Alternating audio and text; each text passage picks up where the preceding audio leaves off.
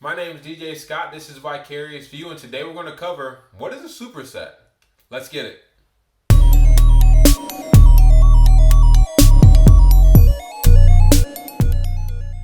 So because of my job and where I work, I often have people asking me to look over their workouts or to check some things over for them. And whenever I have time, I don't mind doing it, but there's been something that's been coming up a lot. And the last time I did this, somebody came up to me and they were going over the workout and they were like, yeah, I got like a superset in here, and it's going to be a dumbbell squat, and then we're going to go over to some dumbbell curls, and then we're going to do some barbell overhead press. I'm trying to do all that all in the same point in time. And before I get into how crazy that workout set even is, I often kind of think to myself, do you actually know what a superset is? Do you know what you're talking about? And the truth of this is, most of the time they actually don't know what a superset is. And sometimes if I'm talking to the clients in the room, your trainer will put in a superset in and you'll be like, I don't really understand what this is. And so we're going to actually define a superset and get into some confusion on that word. And we're actually going to talk about its implications and why people or why trainers will put it in your programs if you are the client.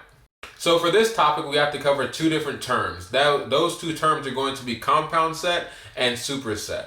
So a compound set, as defined by the NSCA, is when you combine two different exercises that are going to be used to work the same muscle group, which is often what a lot of people are talking about whenever they are referring to a superset. But a compound set is going to be, again, just to reiterate, if you're using or if you're performing two different exercises without any rest in between, and those two exercises are going to be working the same muscle group. An easy example of this is going to be something like a push-up and then a dumbbell chest press. Those two things are working the same primary muscle groups. And then for the second term, we're going to be talking about supersets. So again, the word that a lot of people like to use for all these different things, this is going to be very similar to a compound set, but a little bit different. And the difference is going to be those two exercises are actually going to be working different muscle groups, or sometimes or most often even opposing muscle groups. So an easy example of that opposing muscle group is going to be a bicep curl and a tricep extension. But you could even have something that is, keeping it very simple, a bicep curl and a squat. We're not going to go into why that doesn't make sense, but just to provide a good example of what you could do that is still termed a superset. So going from there, we have our two different definitions, a compound set and a superset. So now some of you are probably like, okay, I get it. It's not just a superset. It could be a super compound set or a superset. Not necessarily. So that next term that we're going to get to is the circuit. And a circuit is going to be when you have three or more exercises combined together. So this can be all exercises that are working the same muscle group. But whenever you are combining more than two exercises, so three or more, that is going to be a circuit. So by this point, you guys are probably asking, okay, so when do I use this? I understand the terms now, but why would my trainer put this in? Or why myself, as somebody who programs for myself, put this into one of my workouts? The answer to this is there is no one answer for this. There's actually several different answers, and we're going to go over a couple, hopefully to get you to understand why it is important and when you should probably use it. For a trainer perspective, we have to worry about the time slot that we have. So for most clients, we have as little as 30 and as much as an hour bit of time. Now, there are some variables to that as well, but if we're sticking with the normal 30 minutes to an hour, then it's easy to understand that trainers actually don't have a lot of time, especially if it's a new client and you have to go through their warm up with them and have to go over their cool down and stretch.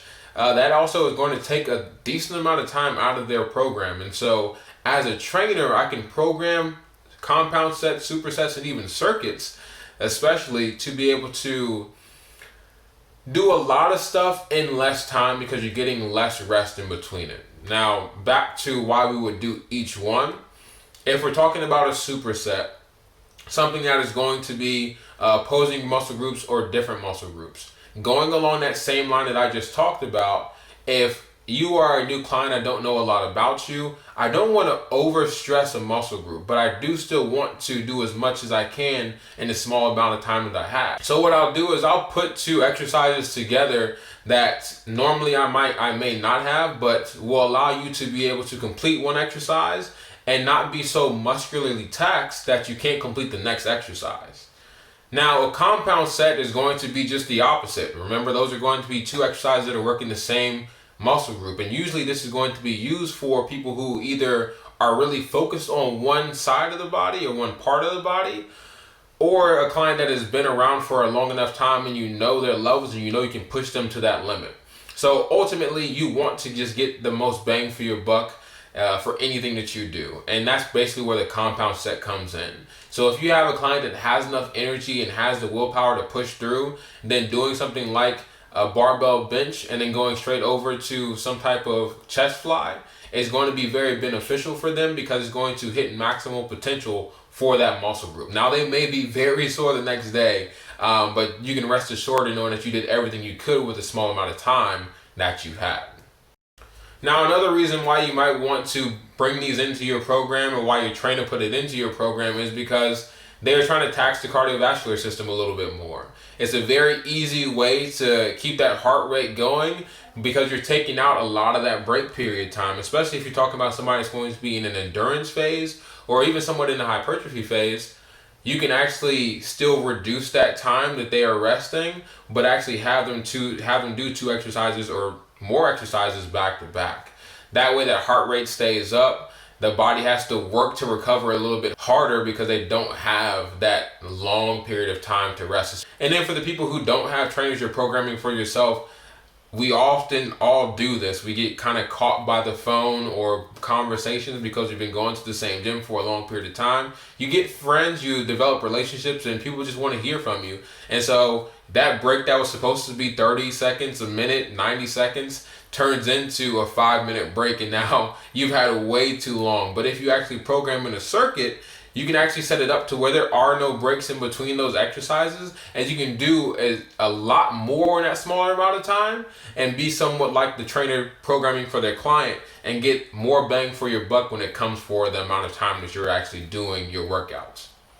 And another reason, and the last reason we're going to talk about today, why somebody might program this in, is because sometimes you are focusing on one area of your workout and you still need to be able to do some other things. So for instance, your workout could be focused on the major lifts. You're a power lifter, or those are just type of lifts that you like to do more often, or you just really want to see those numbers just get as high as they possibly can.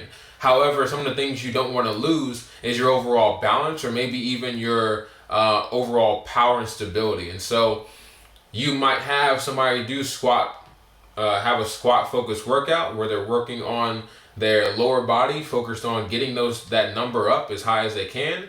But in between their sets of squats, they are also doing a little balance recovery drill, like an anterior reach, or some variations might even be a single leg RDL, where you're still getting the balance you need from one side, still focusing on the lower body, but your main focus is still going to be the squat in this one. So that, or maybe you're just trying to increase the heart rate in between your sets because the squat, bench, and deadlift that you are doing isn't really getting it up as high as you would need to for as long as you would need to. So you program in that squat, and instead of just resting for that whole period of time, right afterwards you have jumping jacks, high knees, something that is going to keep the heart rate up for a little bit longer over a period of time, so you feel like you actually have earned that 3-5 minute break.